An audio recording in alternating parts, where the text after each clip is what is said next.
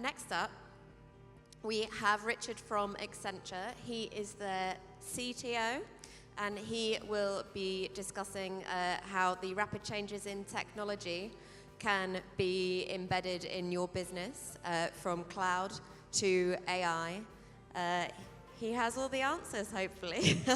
Please welcome Richard Burton to the stage. Thank you very much. Thank you.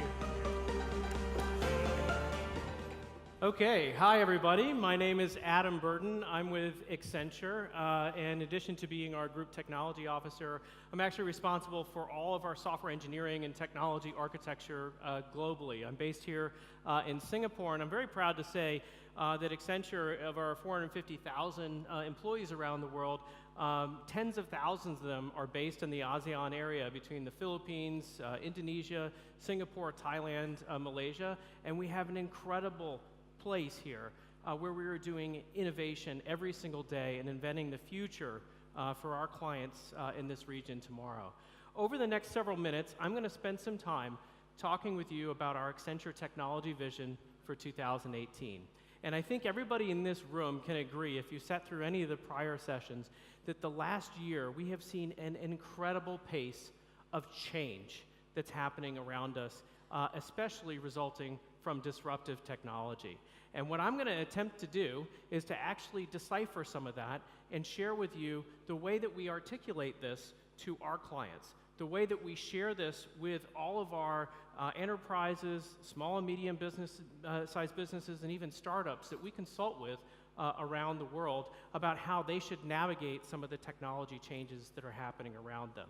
And the importance of doing this has never been more significant. One of the things that we're very concerned about is looking at the impact of distributed ledger technology, looking at the incredible advances that have happened in artificial intelligence that you heard from Richard earlier, examining what's happening in things like extended reality, and then how do we stay off the rocks in that space? How do we prevent the fake news phenomenon? How do we avoid some of the issues that have happened with cryptocurrency and others? And we see that as really our mission with our technology vision is to go out and talk with our clients and say, you know, for the next 3 years or so, these are the things that are going to be really important for you to focus on. Here's the key theme, and then the trends that are going to really help you realize the benefits and outcomes of that. So Accenture's not a company, though, that likes to pontificate about new technology. We actually like to try new things as well. And I guarantee you this is by far at least the biggest stage and maybe the biggest audience as well we've ever tried something like this with before. And I'm actually going to do a no PowerPoint presentation. We're going to do something totally different here that probably nobody in here, or very few folks in here, have ever seen before. So with that, let me just go ahead and introduce, if you wouldn't mind, our technology vision for this year.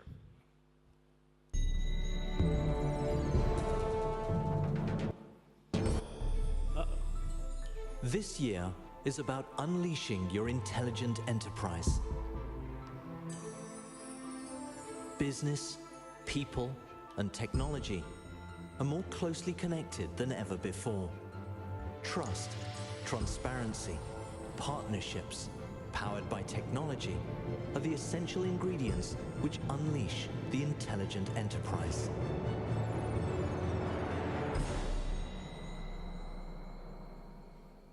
Wow, that's pretty cool, isn't it? And this is just one of the things that you'll see actually in the trends as I begin to walk through them in just a few minutes. Now, what is the point of the intelligent enterprise? This is about businesses becoming more autonomous, using real-time information and data to use and to become leaders in their respective peer industries and groups. And what we are thinking here is that all of us, whether we're different sized companies or otherwise, all of us aspire to be intelligent enterprises and use the power of information to guide us to be the most competitive and the most successful in our industry or region. And our perspective is, as we look out into the future, that in order for companies to really become intelligent enterprises, they have to think about redefining their company based on the company they keep. Now, that's kind of a clever play on words, but what we mean by that is very simple. It really gets down to relationships and trust. And when you think about the things that have happened over the course of the past year in technology, we're really looking at how do we improve the level of trust that we have with our customers, with our employees, even with our business partners? How do we accelerate creation of that trust so that we can take advantage of the benefits of the intelligent enterprise, that we can really flourish in the era of platforms, in the era of distributed ledger technologies and blockchain, how we can take advantage of new capabilities in front of us to expand our markets and business in new and unexpected ways. And that is what the intelligent enterprise is really all about. Now, when I think about this from my standpoint, I think Amazon actually brings this to life in the best possible way. Now, I bought my first book on Amazon in 1998. It was a book called An Alaskan Odyssey, and it was basically about a guy that decided he was going to become a hermit and move to Alaska. Now, in retrospect, I didn't end up doing that. I decided to become a computer engineer, and that actually worked out pretty well for me. However, it introduced for me a relationship with Amazon, because a few years later, they started recommending other books that I would like about other hermits at the time. And then a couple years later, they actually introduced Prime. And when they introduced Prime, it started giving me things faster than I even know I wanted it. And then a bit later, after the recommendation engine and after Prime, they started introducing Kindle. And then it was actually delivering content to me that I didn't even know I was interested in. And that was great. And then I started really exploring with Amazon and buying new things and building an entirely new relationship. And you know what? Now I actually have something called Amazon Key that allows Amazon to unlock the door to my house and actually leave things inside my home. And I just signed up for Amazon Trunk. I haven't used it yet, but they can actually deliver me packages into the trunk of my car no matter where my car is on the planet. That's pretty cool, right? That's the power of relationship.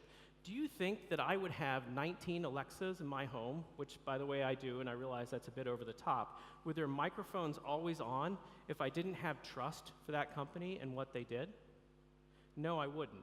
So think about that, and it's a theme that will repeat through, and you'll see it come through in many of the trends.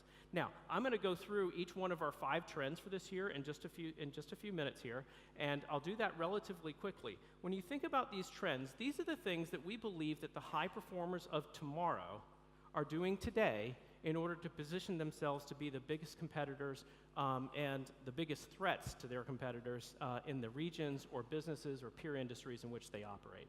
So with that, let's go ahead and hit the first one. Let's talk about the first trend. Citizen AI, raising AI to benefit business and society. As artificial intelligence grows in its capabilities and its impact on people's lives, businesses must move to raise their AIs to act as responsible, productive members of society.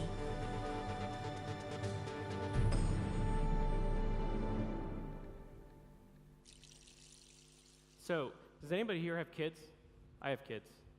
Does anybody, I only have one person in here that have kids. That is really kind of incredible. Oh, okay, there's 2. Maybe a few other people will admit it. So I have children. Have your children ever learned a bad word? Yeah? Mine too. Although I swear it was from one of the other kids at school rather than their father that actually did it. The lesson here is it's actually really hard to unteach a bad word from a child. And in many ways, artificial intelligence is actually quite similar. You have to raise your AI in the right way. You have to think about how you're actually taking advantage of it. You heard earlier from one of the earlier speakers about the importance of ensuring there's not bias in your data sets, that when you're actually doing machine learning, that it's set up in the right way. Well, let me talk about the implications of not doing that in the right way. We're working for a client right now who's trying to unravel some damage that they had because they introduced AI into their point-of-sale system. It was a retailer. And it was really kind of a neat innovation. They figured that they could actually make their associates, their sales associates, more productive, work faster, and get more done if they introduced facial recognition for their logon feature. Great, neat idea. What they found was, though, in practice, is that it actually disadvantaged minorities and women when they tried to log in. In fact, they had to revert back to their old login features. So male associates logged in right away. Female minority associates had problems doing it. You know why this happened? Because the data set that they used to train their AI The data set they used to train facial recognition for logon, it was based upon the people who actually built it. A bunch of white guys and Asian guys working in the computer science department. Now, that is the problem that we have in front of us.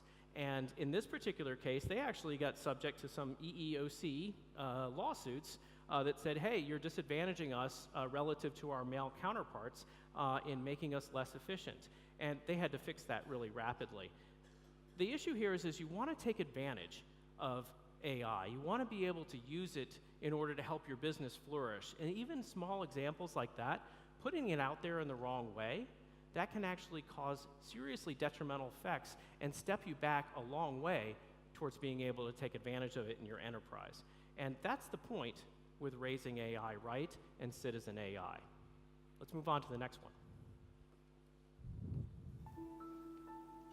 Extended reality, the end of distance. Virtual and augmented reality technologies are removing the distance to people, information, and experiences, transforming the ways people live and work.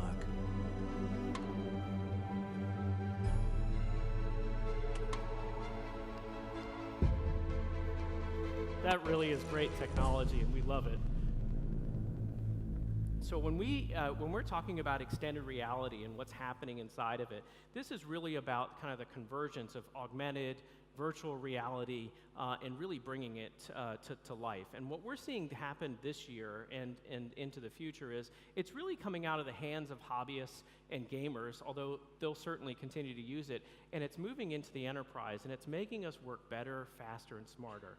And it's bringing people closer together who are working together, even if they're already in the same room. Let me give you a great example. I actually spent most of my career with Accenture building software and being a software architect. But when I was younger, I actually wanted to be a real architect, so to speak, and build buildings. It turned out I didn't exactly have the artistic ability to do that successfully. But today, I can actually show people three-dimensional renderings of the software that I've built that has towering spires in it. It's got amazing foundations. It's got 50 stories of objects that are linked together, and I can walk them through it in a far faster way than I've ever been able to do before. And I do this today when I'm showing people applications or systems and we're doing transitions, or I'm sharing things about how they actually work and how technology works. We use three-dimensional representations and extended reality to bring people together, whether they're in the same room or they're halfway across the planet. And Walmart's doing this for Black Friday to prepare their employees to be able to handle the incredible onslaught of sales rushes. And Boeing is using this to repair airplanes in a better way. You're going to see this adoption, and it's really going to help our companies redefine their enterprise about how their employees work and how they learn every day. So let's move on to number 3.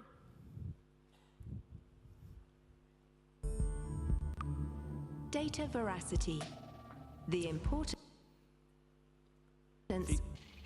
by transforming themselves to run on data, businesses have created a new kind of vulnerability.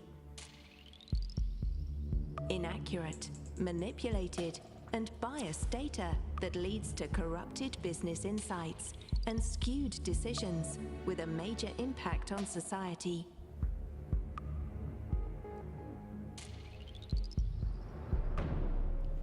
So you can see this technology, and this is why we're kind of brave to do this, and I hope more companies try to take advantage of things like this, because I think it's a great way to get across. It's a new medium to actually share things.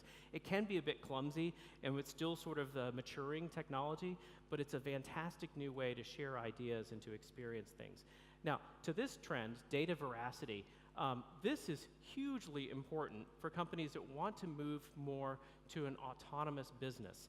They want to be able to make decisions based upon incredible streams of data coming into their enterprise. They need to make sure that that data is accurate and it's the truth. And this transcends just the bias issue I talked about before. Never before have we been subject to fake news and other issues that it's easy to get inaccurate or incomplete information onto a platform and then disseminate it in a rapid way. And the same applies whether you're publishing news items or you're making automated decisions about electrical switching that takes place. You have to be incredibly careful about the volume of data that's actually coming in. From our standpoint, when we think about the power of data veracity, a great example is what SpaceX does. So SpaceX actually looks at the volume of data coming off of that, and you think about these guys are landing rockets on barges floating in 9-foot seas, and it requires a level of precision that human beings just cannot handle.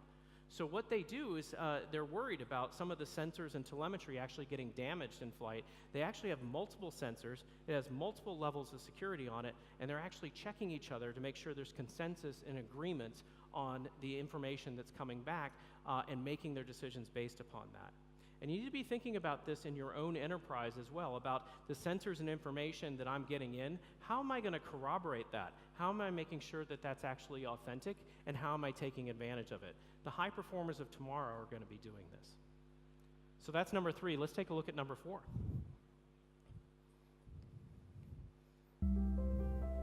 Frictionless business, built to partner at scale. Businesses depend on technology-based partnerships for growth, but their own legacy systems aren't designed to support partnerships at scale. To fully power the increasingly embedded enterprise, companies must first re-architect themselves.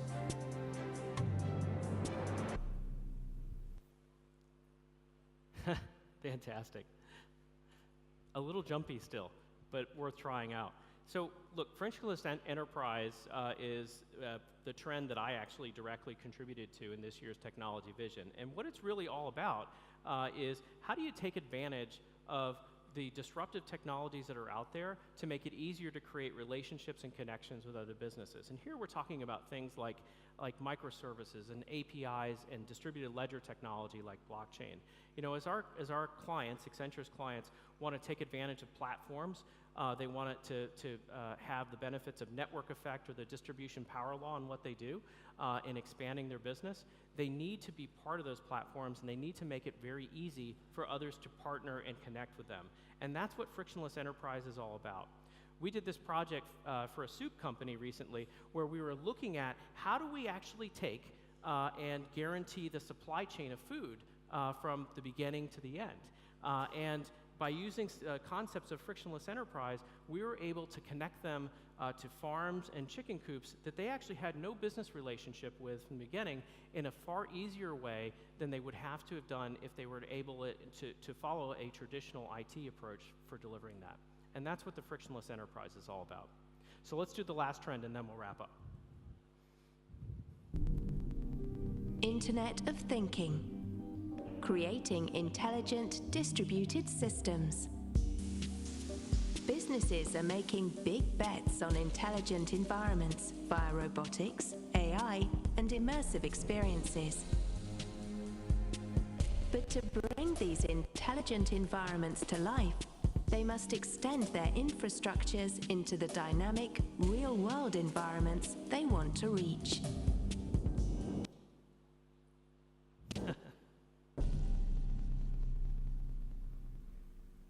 I think there's supposed to be a hopping refrigerator here somewhere, so hopefully it'll come in. There we go. So the Internet of Thinking.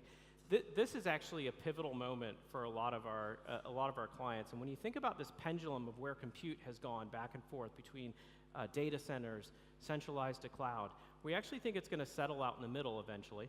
And we do see this concept of distributed compute, especially with IoT, really becoming more and more important as our clients look to distribute thinking out to the edge. And they're taking the algorithms that they've developed centrally on cloud, and they're pushing them to the edge, and they're driving management and control of those devices. This is a concept that many enterprises and businesses have not tackled yet about how they're going to manage this incredible array of devices, telemetry, sensors information distributed across the entire landscape in which they operate. And for many of them, it's going to be an incredible challenge. The ones who master it will be the high performers of tomorrow. So with that, let's just wrap up.